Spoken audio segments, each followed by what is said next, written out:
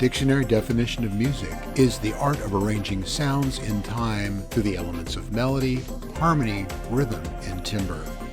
Low Pass Filter is a show about the nature of this thing we call music, how it functions in people's lives, how it's contextualized by society, and why we find certain music meaningful.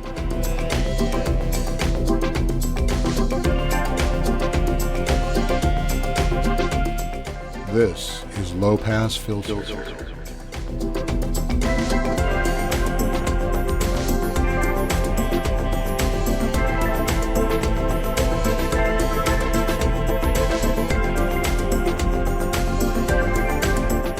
Hello and welcome to Low Pass Filter. This is a show about music and what it means in our life.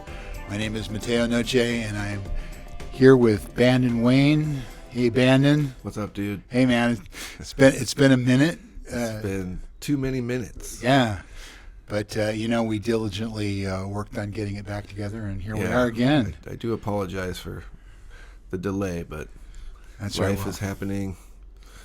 It's been a crazy couple of months, I think, for everybody involved. Indeed.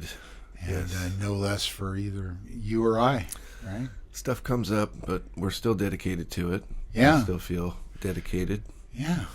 So here we are, as we do every, I was going to say every month, but it's been a while. Every time we get together, we have a topic and talk about that topic and kick it around and, Yes, indeed. examine.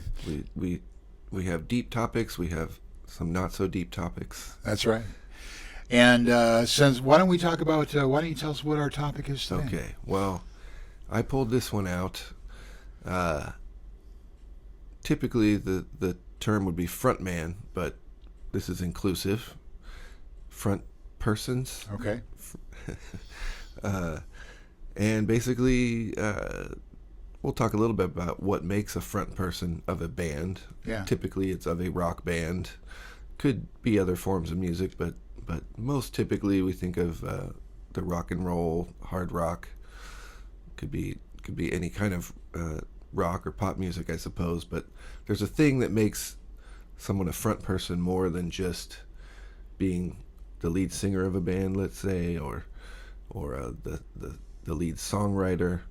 There's kind of an attitude,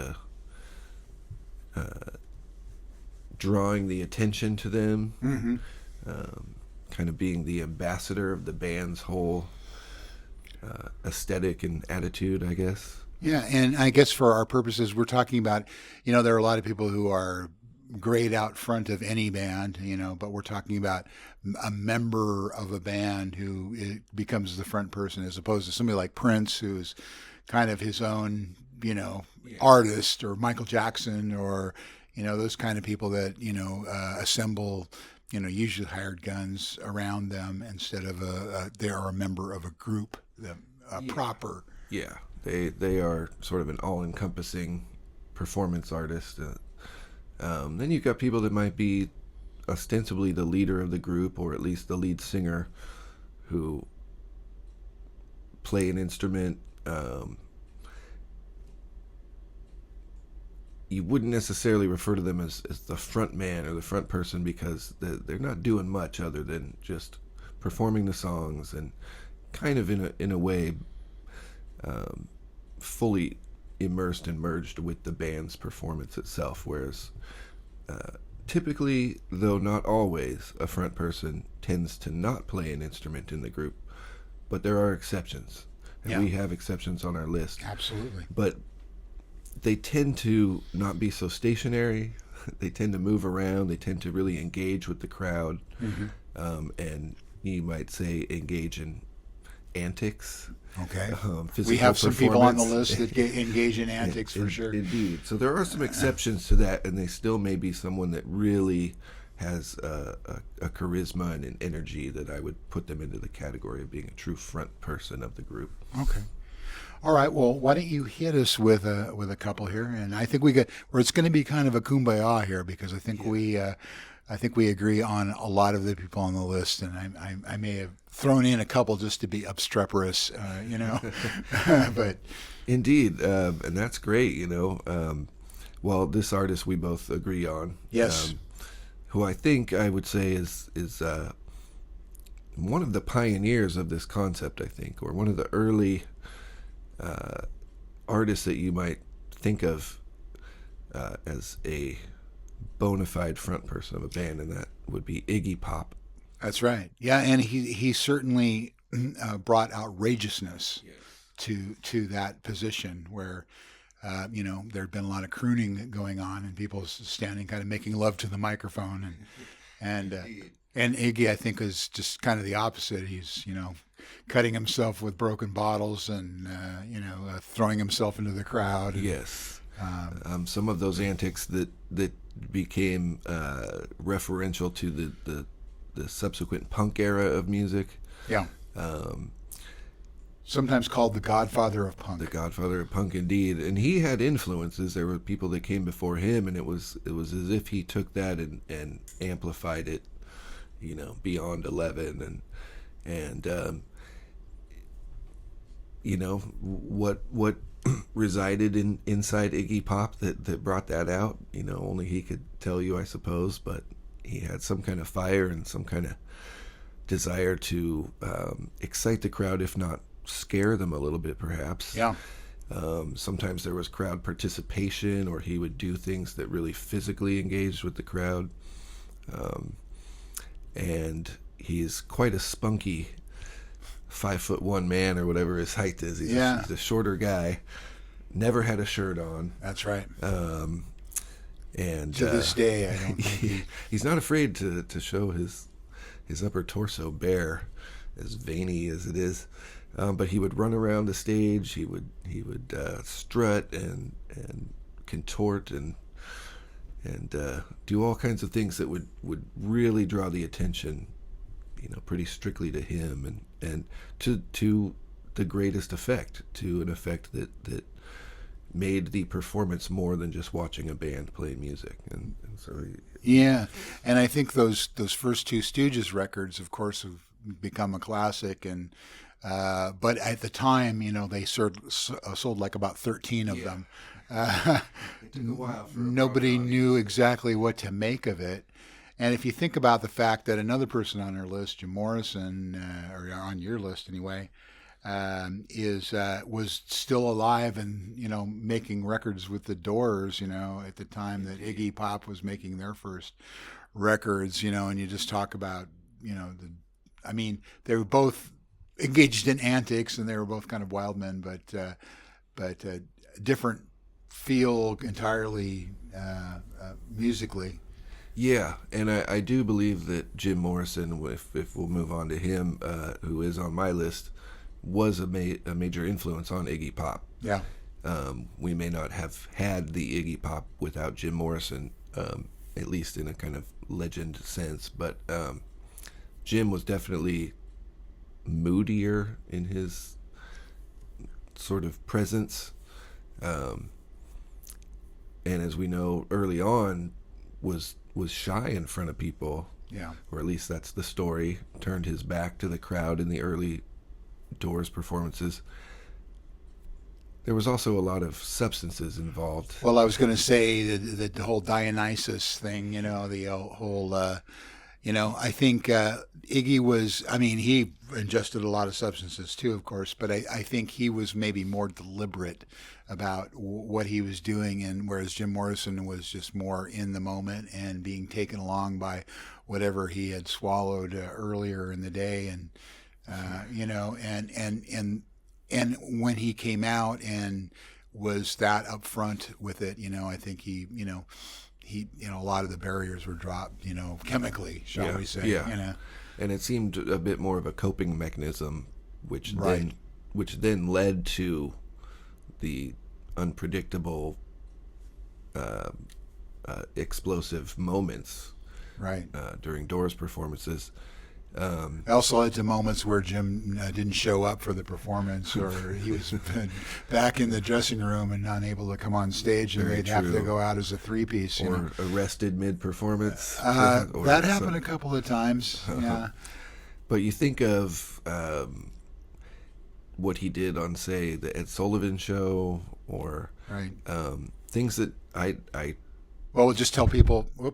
We'll just tell people for who don't know is that when they did "Light My Fire" on the Ed Sullivan Show, they nixed the words "Girl, we couldn't get much higher," and they asked him to basically rewrite the song, and he meekly agreed to it, but then went out and did whatever he wanted to do. Yeah. He was supposed to self-censor, and yeah, I think, and that got him banned. They got them banned from the Sullivan Show, I think. Yeah. So, as kind of a template for being a front man or a front person in a group, I can't think of much more before him. Maybe Elvis Presley, but as we were talking about, he was kind of more of the singular star performer. He could be considered a front man, but not by our definition, because he was a singular artist instead of an artist in a group. I mean, if in those years you might have thought of like Bill Haley or Buddy Holly, sure, or Richie Valens, or even Richie Valens, but yeah.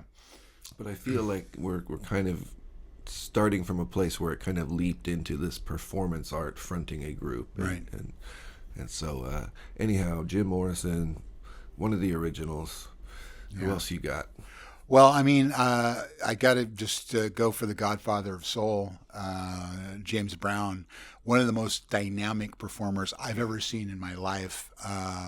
You could just go on YouTube and pick any live performance that he gives, and he just throws everything he has into it. And, such a showman, and, I mean, you just can't say enough about the performances that he gave. You can't. Yeah. I can't say much. Yeah. It's. I was lucky enough to see him in the 80s. I saw him at the Cafe de Grand down in L.A. With the Living in America tour, which was kind of might have been one of his breakthrough kind of crossover hits that. That wasn't on the soul charts. That was a crossover into the pop charts hit, and that was fabulous. And then of course he played up here at Center Arts, and that was quite a show.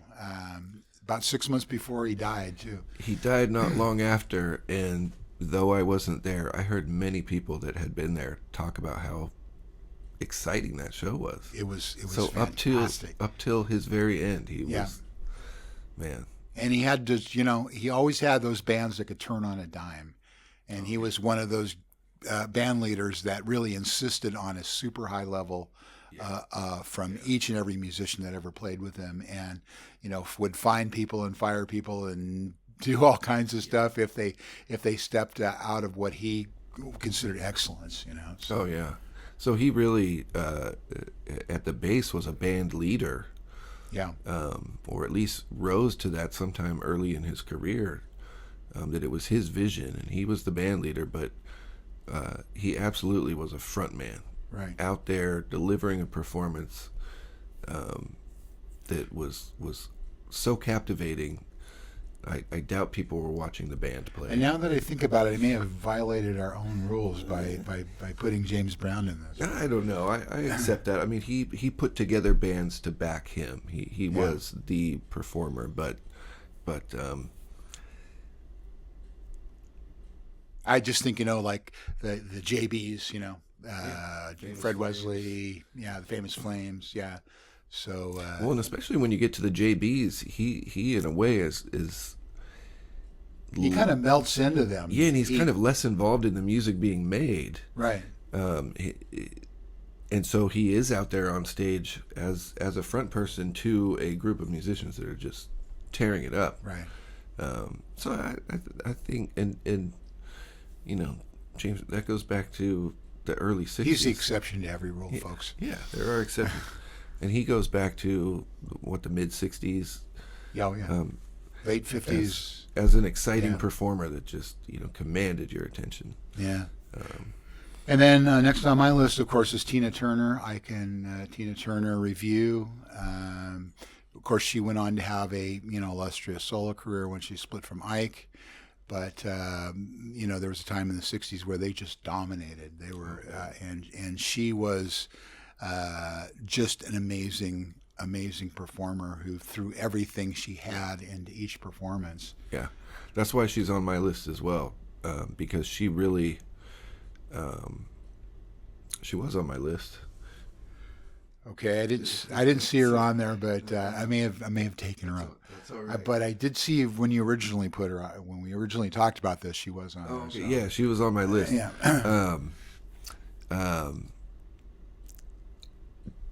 Definitely quickly came to my mind thinking of a front person because of her stage performance and energy. Absolutely. All over the stage. Yeah. Dancing, strutting.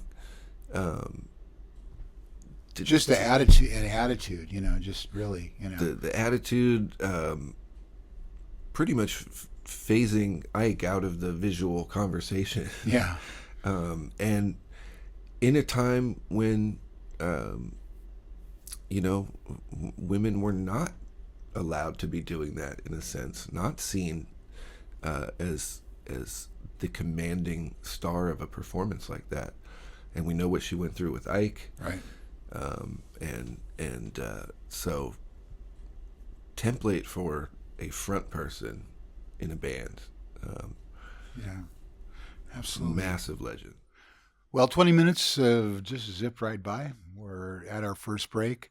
We're going to take a minute and we'll be right back with some more Low Pass Filter.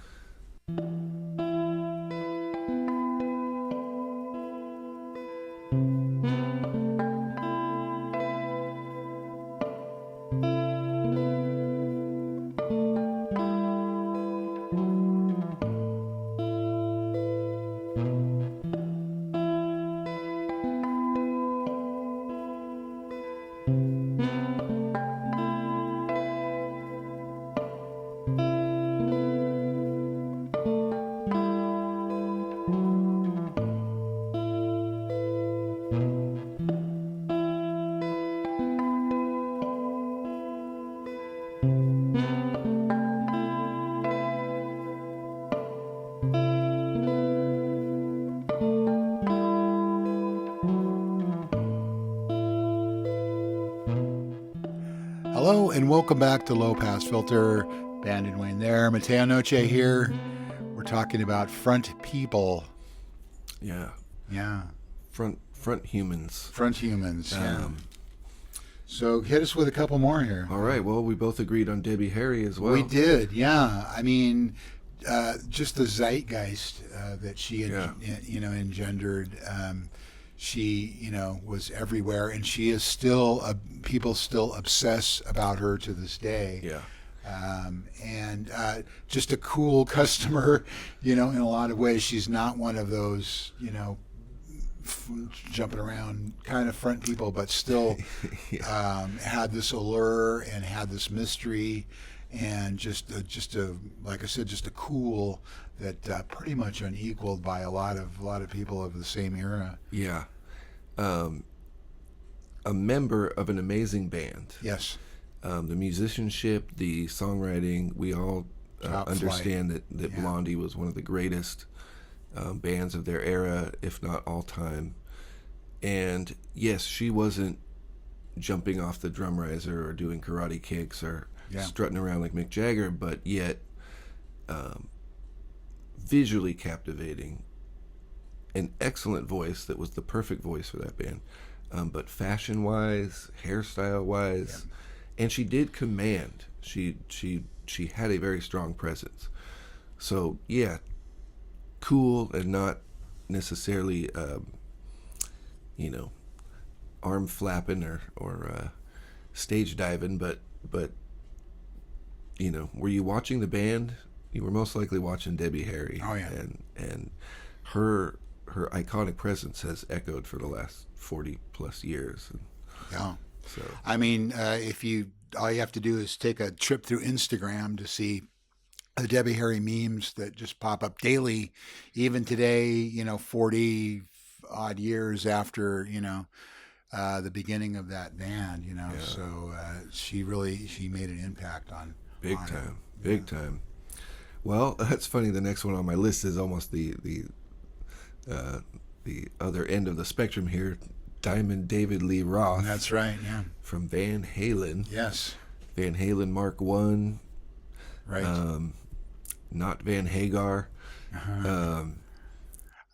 Don't hate on Van Hagar. Not hating on Van Hagar at all. I love Van Hagar as well, but for some, the original David Lee Roth years are the prime Van Halen years. It's almost two different bands in a way, but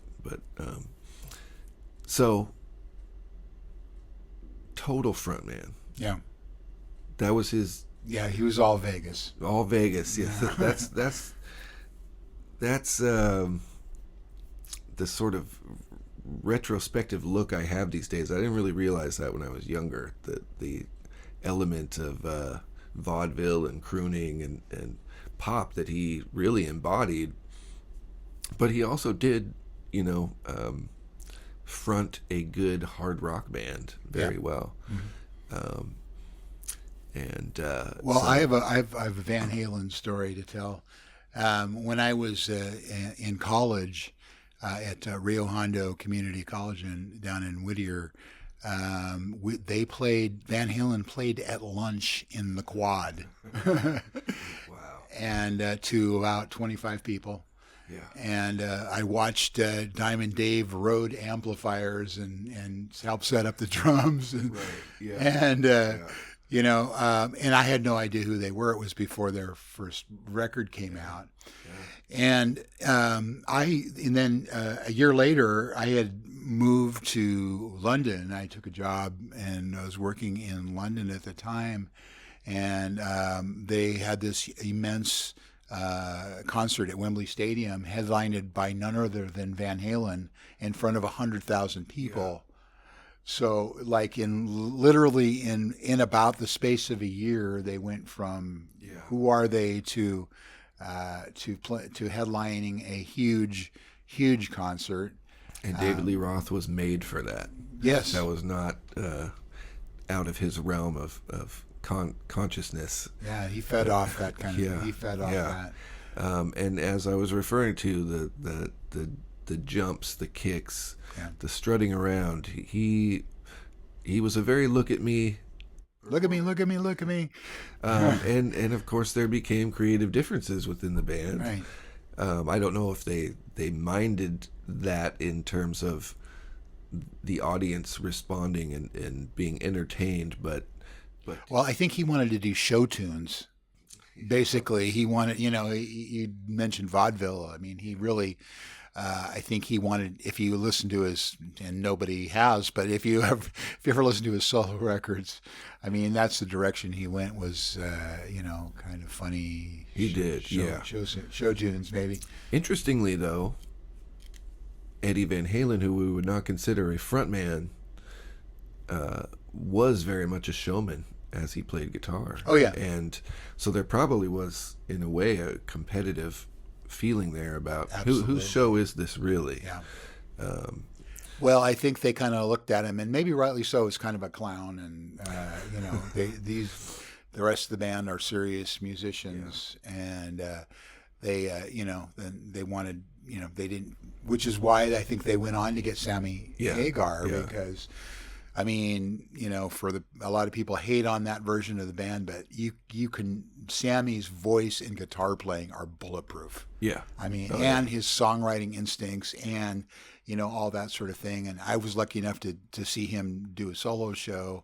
And he was a dynamic performer, and put on a great show. And I went with a friend of mine who didn't like him. He's like, well, okay. He left going, hey man, I'm a fan. Yeah. He put on a show. You cannot fault anything this guy did. He really was is and was an entertainer. Yeah. Yeah. Well, and thanks to the wireless headset, he could he could front the band and play guitar. He could That's run right. around. And Yeah, he absolutely. wasn't tied to the mic stand. And they had hits too. So that Oh band, yeah, that yeah, band, they really did. that band had some hits as well. Not as many, but they had a couple. So Yeah. All right. So all right. Well, I'm going to jump in with Sir Mick. Mick Jagger. I dissed Mick inadvertently. I didn't mean to, but he's certainly fitting the bill, I think. Yeah, I mean he's got some antics of his own going on, but I mean he's kind of the prototypical frontman for a rock band, I think, in a lot of ways, and just a super astute businessman. In addition to that, and him and the Glimmer Twins, him and Keith, Keith wrote just, and I think continue to write just some really great, Oh yeah, songs they know worthy what for they're the doing. ages. Yeah, they know what they're doing, writing rock and roll tunes. And at 80, he's still out there doing. He's the oldest frontman in the world. Yeah. Yeah, he really is still doing that. Yeah. He doesn't go on stage and look completely frail. No. Ozzy Osbourne is about to do a one last concert with Black Sabbath, and he can't stand on his own, sadly, and Right. not poking fun at Ozzy. But I was also going to say, the band that the Stones, at least over time, have vied for the crown with is the Beatles, and you can't really say you have a frontman of the Beatles. No. So the Stones had that. Mick, wasn't strapped to the mic stand with a guitar. Right. He was able to move around, and he had big lips.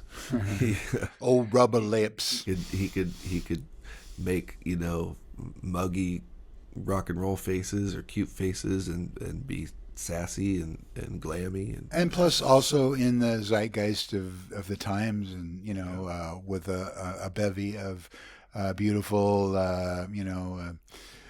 junkie type girls, and getting arrested and stuff like that, and he I think it imprints on every classic rock station that you hear. It's going to be Give Me Shelter or something like that.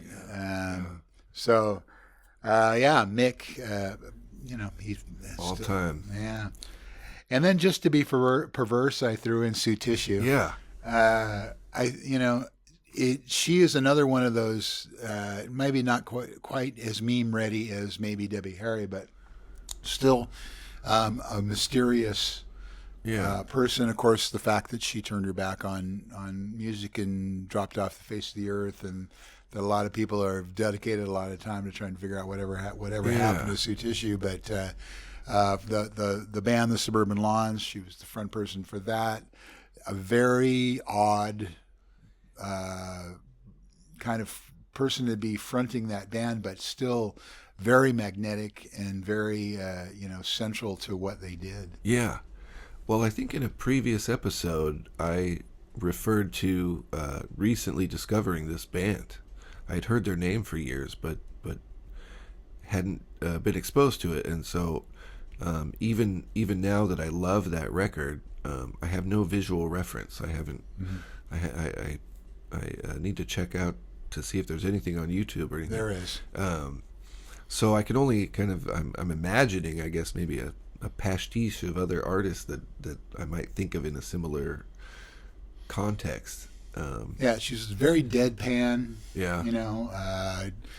No antics whatsoever. I mean, she just kind of stood there, But yet, she had an aura. She had an aura. Yeah. She had something going on that people still talk about today. Yeah.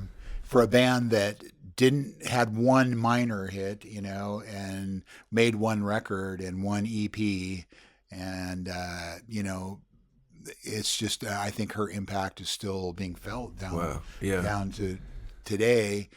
And she doesn't have a lot of the things that these other people have. That's interesting.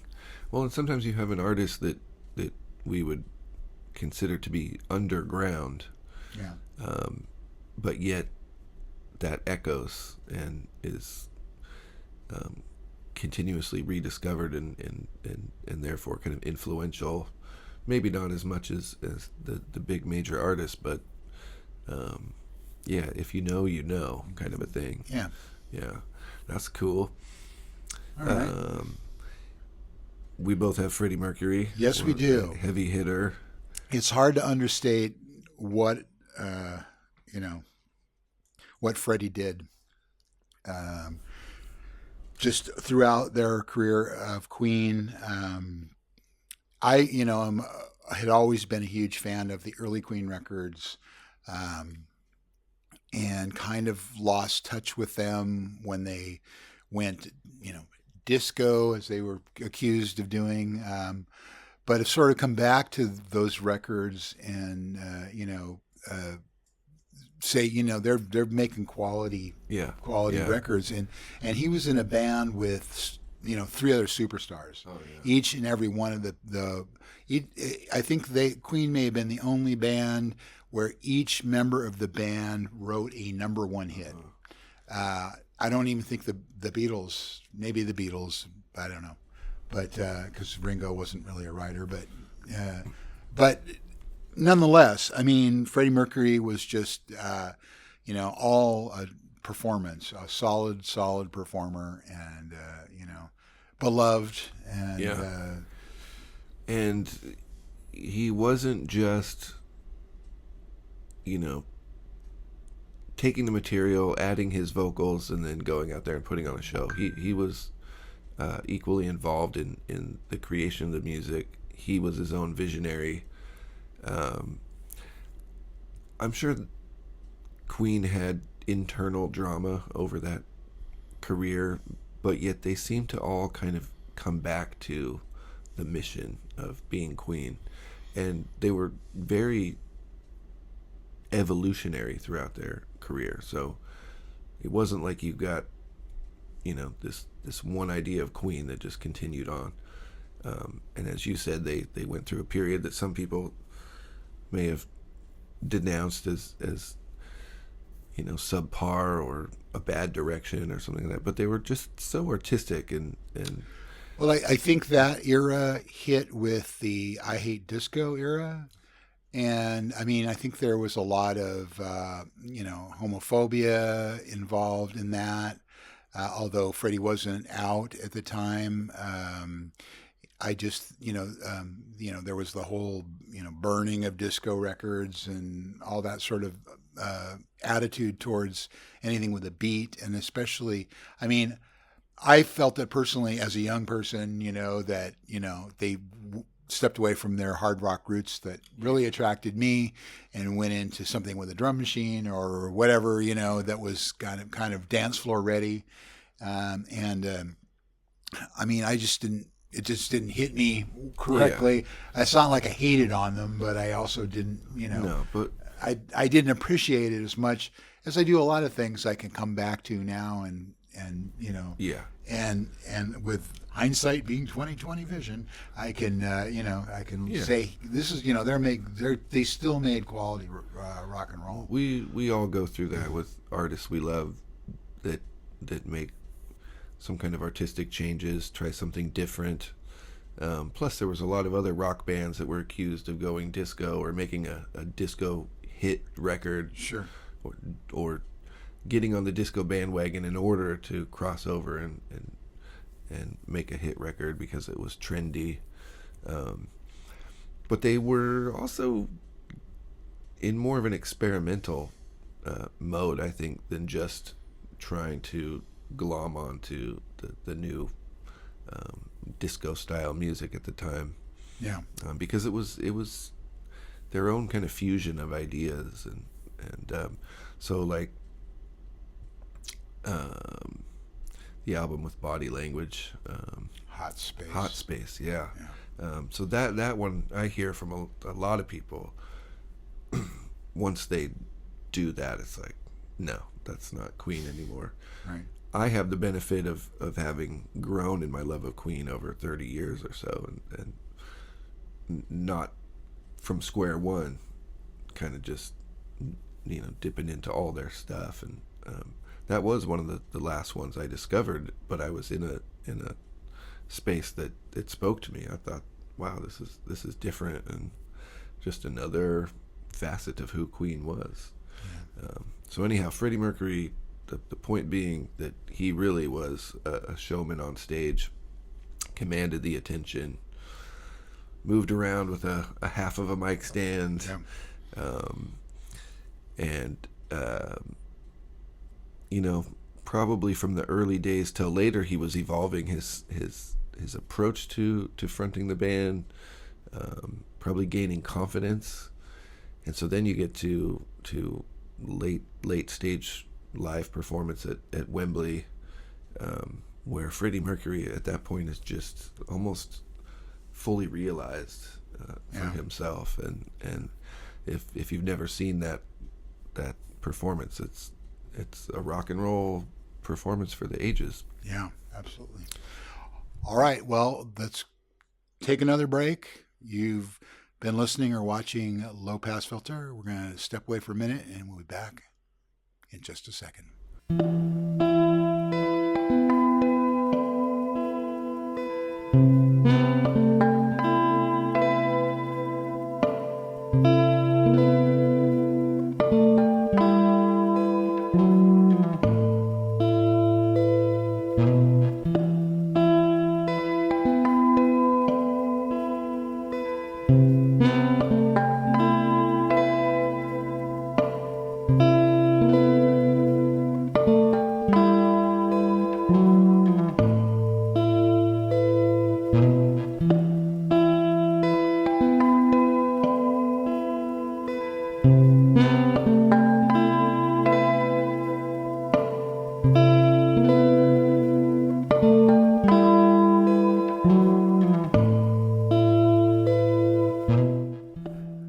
Welcome back to Low Pass Filter. I'm Mateo Noche. I'm here with Bandon and Wayne as always. We're still here. We didn't go away. We didn't. We acted like we did. We pretended that we went away, but actually we're still here. And we'll be here for a little bit longer. We're talking about front people. And I should hasten to add that you can find our playlist down in the doodly-doo below here on the YouTube thingamajig. And you can listen to some of these people that we're talking about. Yeah. I thought it would have been cool if we could have had the visual references to go with, these people we're talking about. Well, maybe we'll have to do a YouTube playlist. Yeah, or something. That would have been a little bit more cumbersome. But you can, I'm sure most of you know these artists. If not, you get the audio examples, and you can go check them out on YouTube. Yeah. Totally. Man, we have some maybe we touched on all of our mutual. Could be. You just before the break, I think you were going to talk about Rob. Yeah, Halford. Rob Halford. I kind of skipped over him in the order on my list here, but I see some other people that you've honorably mentioned that perhaps could be higher up in the list. But anyway, Rob Halford for me is just a massive icon. One of my favorite heavy metal bands of all time, pioneers of heavy metal, and he's just such a massive persona on stage to me. I've gotten to see them a couple times. He created this look of leather clad. It was coming from a different place than people would associate later on, perhaps. But it became iconic. Metal spikes and studs, all in leather chains, leather belt, spiked belts. But he really is a front man, in my opinion. Moves around the stage, commands the crowd, doesn't play an instrument. Massive vocal talent in the world of metal. And he's just a huge persona. Mm-hmm. So he's not just a lead singer of a band; he's a front man. Yeah, I am not I'm just going to confess right away that I'm not a huge Judas Priest fan. I don't You're missing really. out. Well, there's you can't be into everything, I guess. Yeah. But and I'm sure they're great, but I just I've never connected with them. So maybe you'll have to turn me on to something that I can't live without. They're pioneers of metal. In fact, I actually would argue that they are the original heavy metal band, even though What? Not Black Sabbath? well, Black Sabbath is the band that would sort of ignite that spark or create an impetus to then create metal music. But as far as out and out what we consider heavy metal style, I think Judas Priest are the beginners of that. And so if you don't love metal as much or whatnot, it might not appeal as much to you. But at the same time as they are metal progenitors, they're also really just a kick-ass hard or heavy rock band. Okay. So it's not thrash metal, it's not death metal, it's heavy, it's heavy rock, but there's this unique metal quality that comes from them. Fair enough. Well, as long as we're talking about these kind of frontmen, we might as well talk about Phil.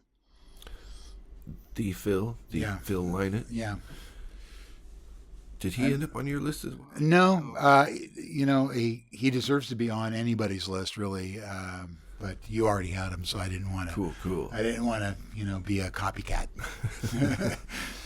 Hey, man, we both love Thin Lizzy. Absolutely, yeah. Live and Dangerous, one of the best concert records ever made. It really is. It would. I think a lot of people put that in their list of great live rock albums. And I think we have done. Yeah. On this particular show. And as many iconic live rock albums tend to be, it's a double album. Right.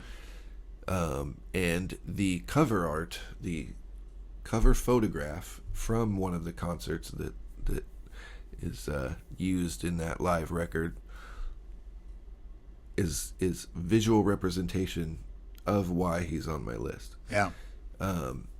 The exception that I talked about earlier is that he does play an instrument. He's not right freewheeling on stage. He's got his bass guitar, but he's not stationary. He's not just,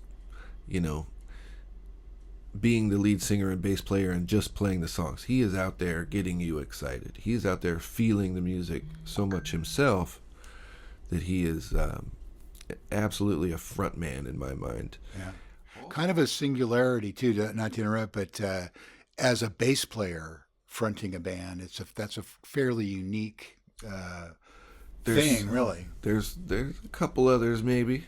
Didn't think to put Lemmy Kilmister on my list, there you but go. He could be one as well.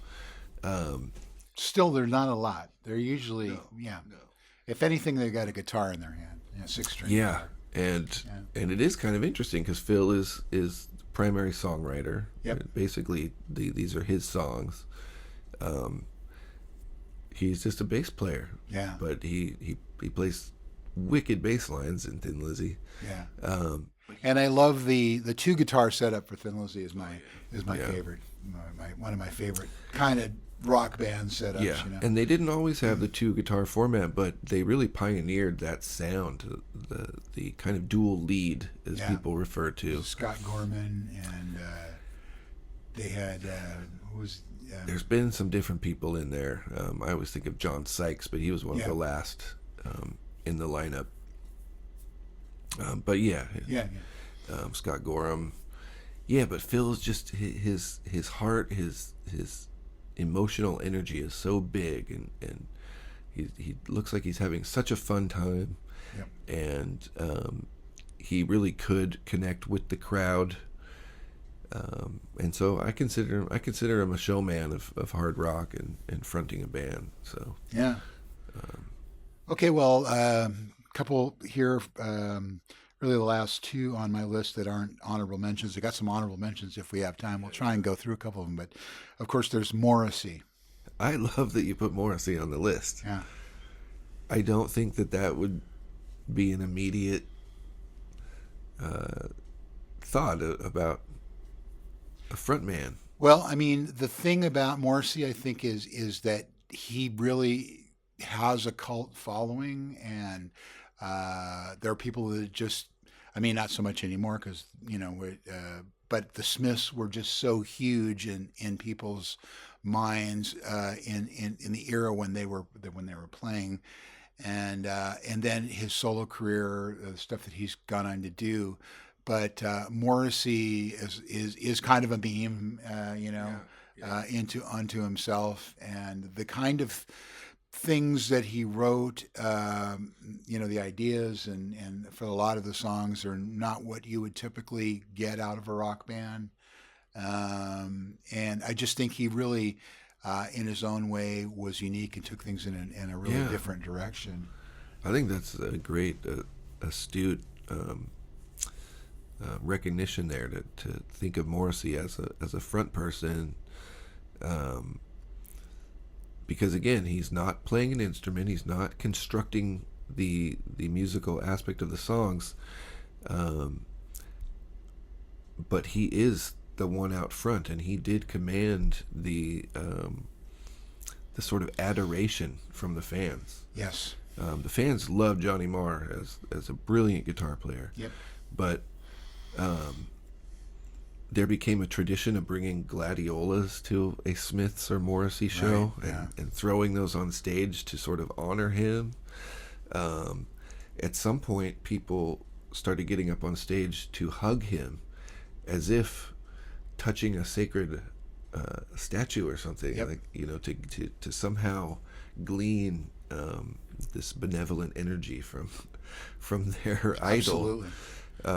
And he moved around the stage a bit, maybe not like a David Lee Roth, but he was whipping the mic cord around and having his kind of... Yeah, it's more not the antics or anything. It's just more what the how he connected with fans. Yeah. A very, very deep connection, I think probably to this day, people who love the Smiths or love the Morrissey solo stuff still have that deep connection to him. Yeah. So I saw Morrissey... I was 17 years old, and it was at the Shoreline Amphitheater, and I don't think I was on the lawn, but I was pretty far back in the amphitheater section. Yeah, I was up there, but it was still a thing. Yeah. Every few minutes, someone was running up on stage and throwing the flowers and hugging him and stuff. Wow. Yeah. Yeah, that's cool. That's cool. And then finally, I mean, I don't know how we could overlook Bruce Springsteen, and I'm just gonna say, confess right off the bat that I'm not a huge Bruce fan. You're not. I appreciate him. There are records that I do love, and a lot of the things. But as a performer, I'm not sure there's anybody who gives as much to his audience as Bruce Springsteen. He'll go out and do 3.5 hours, 4 hours, and just wring everything, every last drop, play songs that the band, that they haven't played in 20 years, and, just to keep things fresh and interesting. There's no autopilot involved in Bruce and the E Street Band. It's a very, organic kind of thing that happens. And I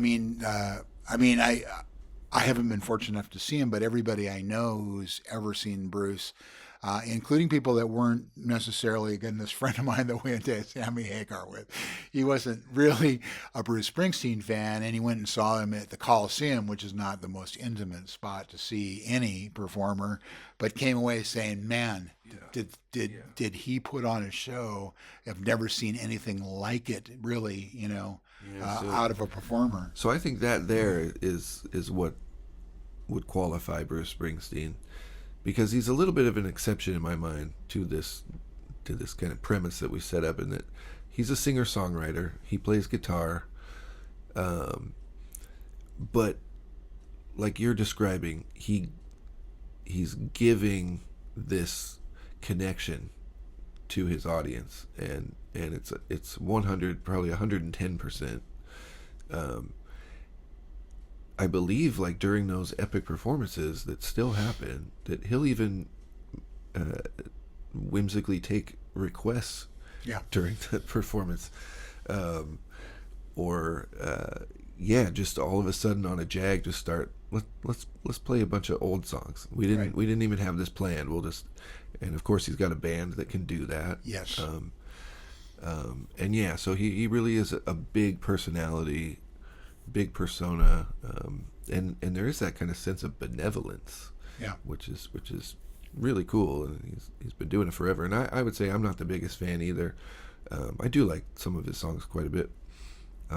Well, I mean, the song, like the record "Born to Run," of course, is an iconic rock record. Yeah. I mean, you could not have a top 10 rock list of rock records and not have that record be on there. It's just, there's nothing like it, really. Just everything in it is brilliant. Yeah. And meaningful, and especially if you are an old dude like me and you lived through all those times, that was the soundtrack of your life there. But I mean, to this day, it's just a fabulous record. I mean, some of it I could take or leave a lot of it, but but you can't take anything away from the man as a performer. Yeah, he earned his place in rock history. Well, in the short time I have left, I'm just going to throw out. I have some honorable mentions here, and I threw in John Wetton. Yeah, that one I would never have considered. Yeah. Who, of course, fronted King Crimson and then went on to front Asia. Yeah. Just one of my favorite. And then again, another bass player, singing bass player. He is, indeed. But just a great voice. And because of his voice, was able to be a front person of a band. Yeah. If he didn't have that voice, he would just have been a member of a band, I believe. But he was also in that supergroup UK, was that? Maybe that's what I'm thinking. He wasn't in Asia. He was. Oh, okay. Yeah, he certainly was Asian. Well, he was in the UK too. All right. Yeah. Busy guy. David Byrne. I'm a huge Talking Heads and David Byrne fan, and that didn't come to my mind. But who else is putting in more of a workout performance than David Byrne? Stop Making Sense. Yeah. If you haven't seen the Jonathan Demme movie.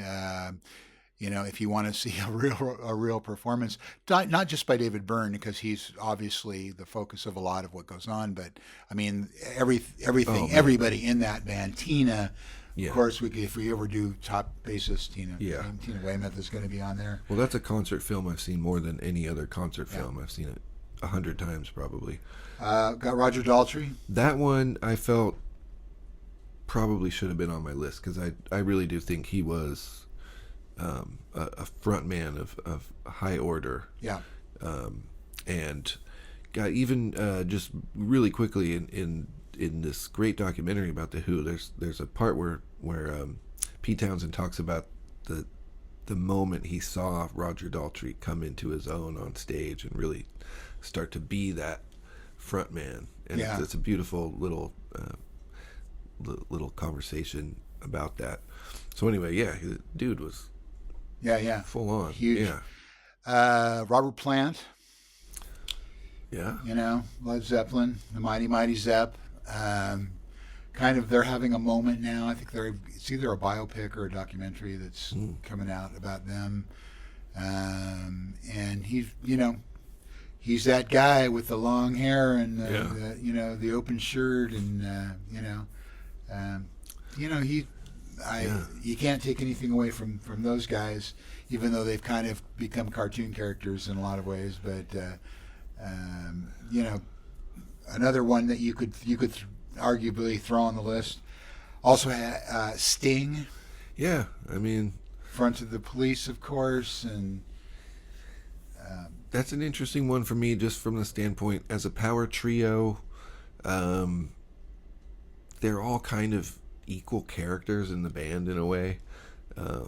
Stewart was very much a character as the drummer, but Sting was out front, iconic voice for that band. Obviously he had a big solo career. I'm a diehard Police fan. Just absolutely everything they did. I mean, and his bass lines were almost the front man as well. They really technically just a fantastic musician, all around musician. Yeah. And those bass lines don't just fall back into the song; they are Right. front and center of the music. So I mean, yeah, if I think if you went to the dictionary and looked up power trio, that's who you would see there. And then I had just Joey Ramone. yeah, man, You know, he seriously was, in his awkward way. yeah, which was the beauty of Joey Ramone, yeah, right? Yeah. Great front man. His voice is, like I said about Sting's bass playing. I mean, Joey Ramone's voice is so unique, and that band probably could not have been what they were without. Yeah. You know, they invented punk to some people. They were the first band in '76 to come out with what was considered a punk rock record, but And it's funny because that whole thing is because their fans, they were like fans of the Crystals. yeah, You know, they love girl groups. Oh, you yeah, know? yeah. And a lot of the songs, I mean, not all of them, but a lot of them are like kind of romantic-y Oh, yeah. kind of songs. I mean, not all obviously, but they were very much in that rock and roll vein. the Crystals, the Shirelles, Yep. the Phil Spector sound, Yep. and then of course the Beach Boys. Yep. You know, and I just had in my car. I have the live record. It's Alive. Oh, I don't know nice. if you know that one. yeah. Which is just basically four sides of them going 1, 2, 3, 4, and just it's like a medley. You know, so like a 20-minute medley. That is of their songs. original live record, isn't it? I think it is. Yeah. Yeah. There's. I don't even know if it's been released other than LP. I have the LP, so Yeah. maybe it's on CD. I don't know. It probably did at some point come out on CD, but there's a bit later live record that's where it's like really well recorded, strong performances. You know, they've been around for a lot longer, but yeah, It's Alive is the original document, I think. Yeah, man, those are great. And you know, honorable mentions. If we didn't put your favorite frontman on, That's a very good point. you know, you can maybe, if the comments are enabled, you can tell us who you think should be on that list. We clearly don't know everything here, and We would never be know, accused of knowing and everything. It's tough when you have to whittle down to 10 sometimes. Yeah, And even though I did 12, but yeah, you got the and I had honorable mentions there. But yeah, we really would like to see, you know, people Who you think is bring some thoughts a front person, man, woman, or child? Yeah, You know. yeah. Any engagement you would like to give on our Yeah. Again, you can find our. Well, let's just sum up. We got a minute here or two. Let's sum up with what should we say about front people?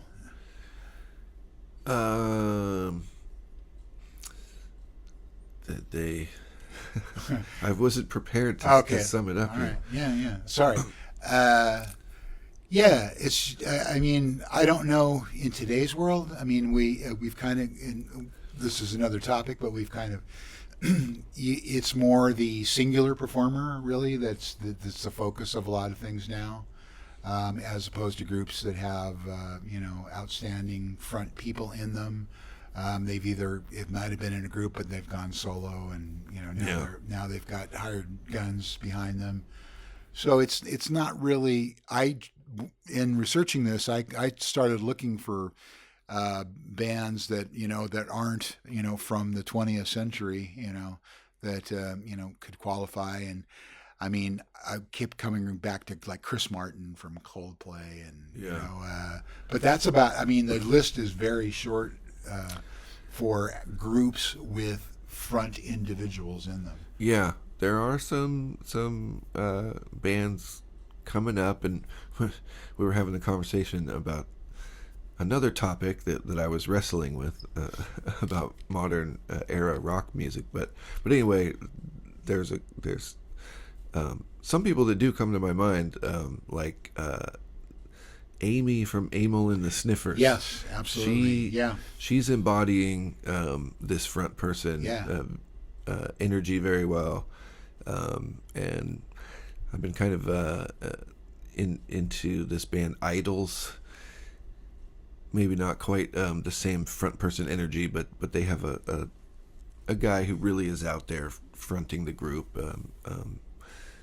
not just in performance but also lyrically. It's very pointed lyrics and stuff like that. So there's some people still doing it out there for sure. But yeah, it's oftentimes today more about this kind of equal democratic band performance thing, and or the opposite of that. Right, as you were talking about the solo individual I hate to artist. keep going back to Taylor Swift, but you talk about somebody who's dominating, the charts, if there are charts anymore, but downloads and sales and fan attention. Indeed. And nothing.